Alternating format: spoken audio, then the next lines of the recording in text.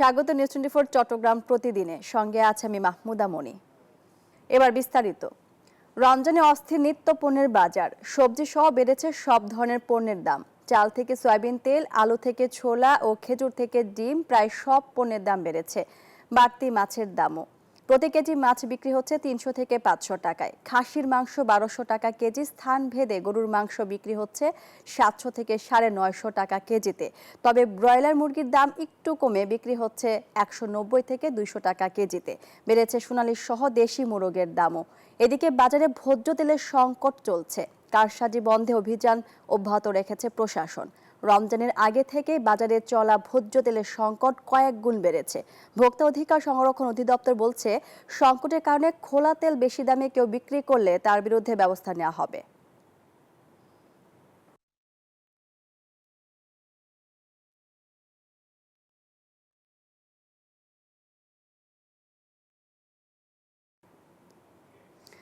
চট্টগ্রামের রিয়াজউদ্দিন বাজারের চৈতন্যগলিতে সয়াবিন তেলের গোডাউনে ভোক্তা অধিকার সংরক্ষণ অধিদপ্তরের হানা। বিপুল সংখ্যক বোতলজাত সয়াবিন তেল জব্দ করে খোলা বাজারে প্রকাশ্যে বিক্রি করে দিয়েছে ভোক্তা অধিকার। যেখানে বাজারে তেলের সংকট, সেখানে তেল পেয়ে খুশি ক্রেতারা। চট্টগ্রাম থেকে নয়ন বড়ুয়া জয়ের রিপোর্টে বিস্তারিত।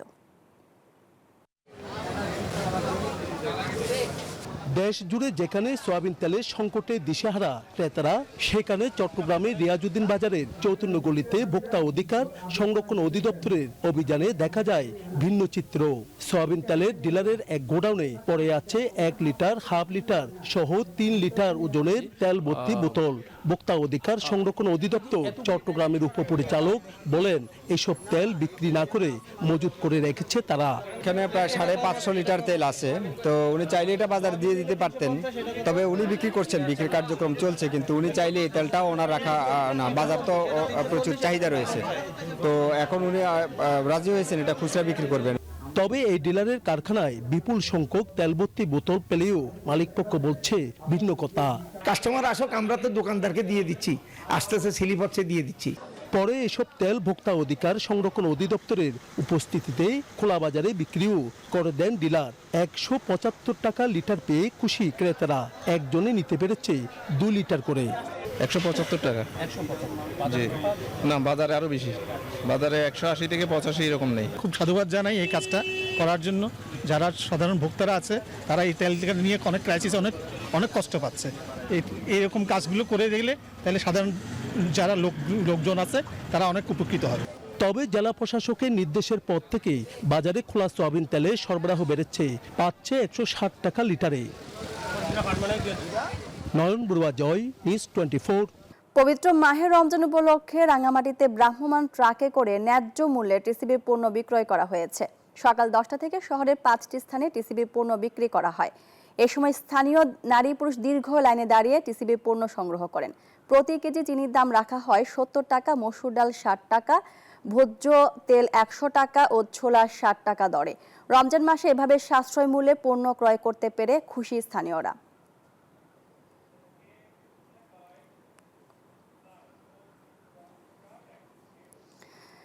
চট্টগ্রামের রাউজানে ব্যবসায়ী জাহাঙ্গীর আলম হত্যাকাণ্ডের ঘটনায় আরাফাত মামুন ও বিপ্লব বড়ুয়া নামে দুজনকে গ্রেপ্তার করেছে পুলিশ। বুধবার রাতে রাউজানের গরিব উল্লাপাড়া থেকে তাদেরকে গ্রেপ্তার করা হয়।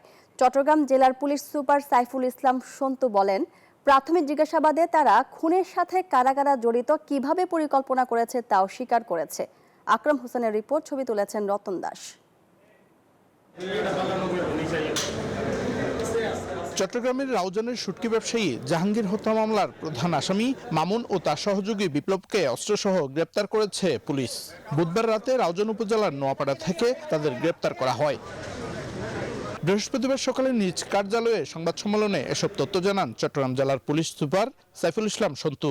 অফিসার ইনচার্জ সহ আমাদের যে টিম রয়েছে, টিমের অত্যন্ত সতর্কতা এবং দৃঢ় পদক্ষেপের কারণে সে গুলি করতে পারেনি। তাকে ওই লোডেড রিভলভার যেটিকে দেখছেন, লোডেড রিভলভার সহ তাকে অ্যারেস্ট করা হয়। তিনি আরো জানান, নিহত জাহাঙ্গীরের কাছে চাঁদা দাবি করেছিল মামুন ও তার সহযোগীরা। চাঁদা দিতে অপারগতা প্রকাশ করায় 24 জানুয়ারি জুমার নামাজ শেষে ফেরার পথে গুলি করে ও কুপিয়ে হত্যা করে আসামিরা। প্রাথমিক জিজ্ঞাসাবাদে তারা খুনের সাথে কারা কারা জড়িত, কিভাবে পরিকল্পনা করেছে তা স্বীকার করেছে। ভিডিও ফুটেজ এবং আমাদের গোয়েন্দা তথ্যের ভিত্তিতে আমরা জানতে পারি যে মামুনের সাথে জড়িত, মামুনের সাথে আরো বেশ ব্যক্তিবর্গ রয়েছে, আরো সন্ত্রাসীরা রয়েছে।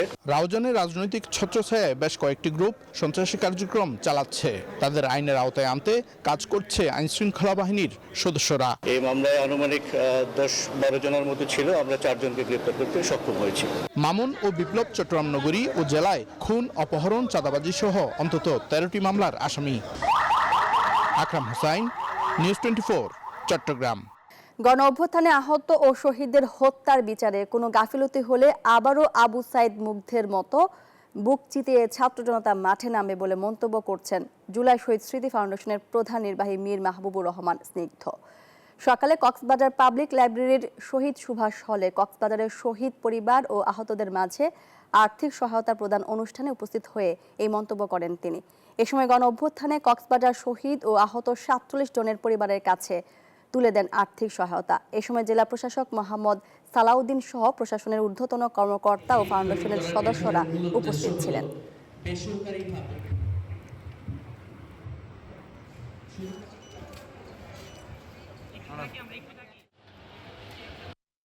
আমাদের জন্য এই জুলাই আগস্ট যে যুদ্ধ শুরু হয়েছিল সেই যুদ্ধ আমাদের জন্য এখনো শেষ হয়নি। আমরা এই যুদ্ধ চালিয়ে যাব যতদিন না পর্যন্ত আমরা এর বিচার দেখতে পাচ্ছি, যতদিন না পর্যন্ত এই গণ অভ্যুত্থানের যারা শহীদ এবং আহত পরিবাররা রয়েছে তারা সম্পূর্ণভাবে পুনর্বাসন হচ্ছে। দেশীয় পণ্য ব্যবহারের আহ্বান জানিয়ে চট্টগ্রাম সিটি কর্পোরেশনের মেয়র ডাক্তার শাহাদাত হোসেন বলেন, দেশীয় পণ্য ব্যবহার বাড়ানো গেলে বাংলাদেশকে আর আমদানিমুখী হতে হবে না। সকালে Bangladesh Jamdani manufacturers and exporters association GEC convention centre মাঠে ঈদ বস্তু, জামদানি ও ক্ষুদ্র শিল্প মেলার উদ্বোধন অনুষ্ঠানে এ আহ্বান করেন তিনি। বলেন, পার্শ্ববর্তী দেশগুলো তাদের পণ্য ছাড়া বাইরের দেশের পণ্য ব্যবহার করে না। দেশকে ভালোবেসে দেশীয় পণ্য ব্যবহার করতে হবে, তাহলে বাংলাদেশ সমৃদ্ধ হবে।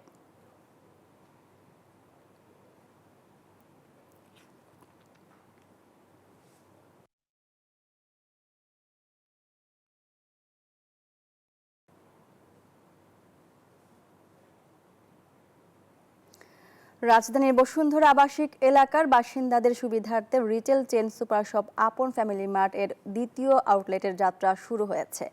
বৃহস্পতিবার সি ব্লকে বসুন্ধরা গ্রুপের ভাইস চেয়ারম্যান সাফার সুবহান সুপার শপের উদ্বোধন করেন। এরপর তিনি পণ্যের গুণগত মান ধরে রাখা এবং সীমিত মুনাফা অর্জনের তাগিদ দেন। এখানে নিত্য প্রয়োজনীয় প্রায় সব উপকরণে পাওয়া যাবে। কাঁচা বাজার, মাছ, মাংস ছাড়াও সব ধরনের চাল, ডাল, আদা, রসুন, পেঁয়াজ মিলবে এখানে।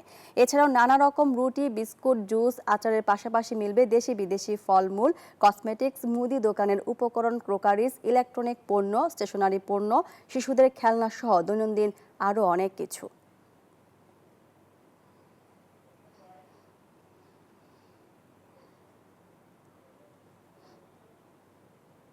নোয়াখালীর উপকূলীয় হাতিয়া উপজেলা ও পৌরসভা যুবদলের পকেট কমিটি গঠনের প্রতিবাদে বিক্ষোভ মিছিল ও সমাবেশ করেছে দলটির একাংশের নেতাকর্মীরা।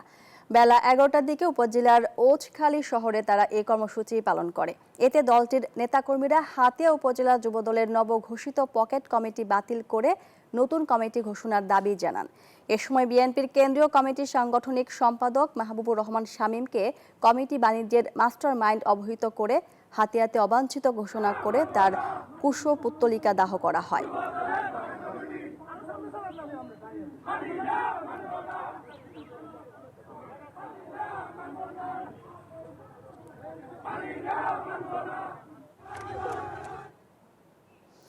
ব্রাহ্মণবাড়িয়ায় টেলিভিশন সাংবাদিকদের জন্য 3 দিনব্যাপী প্রশিক্ষণ কর্মশালা শুরু হয়েছে। বুধবার থেকে ব্রাহ্মণবাড়িয়া সার্কিট হাউস মিলনায়তনে এই কর্মশালা শুরু হয়। কর্মশালার উদ্বোধন করেন জেলা প্রশাসক মোহাম্মদ দিদারুল আলম। ব্রাহ্মণবাড়িয়া টেলিভিশন জার্নালিস্ট অ্যাসোসিয়েশনের সহযোগিতায় কর্মশালার আয়োজন করে পিআইবি। অনুষ্ঠানে পিআইবির সভাপতি আলামিন শাহিন, জেলা জামায়াতে ইসলামের আমির মোবারক হোসেন সহ অনেকে উপস্থিত ছিলেন। এতে অংশ নেন 30 জন টেলিভিশন সাংবাদিক ও 5 জন চিত্র সাংবাদিক।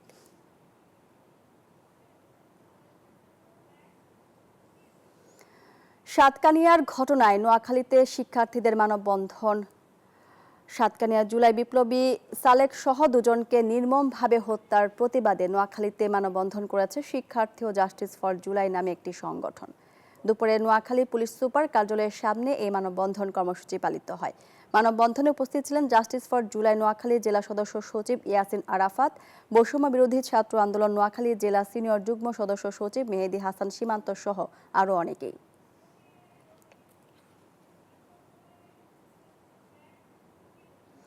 আর এই ছিল নিউজ 24 চট্টগ্রাম প্রতিদিনের সংবাদে। ধন্যবাদ সবাইকে।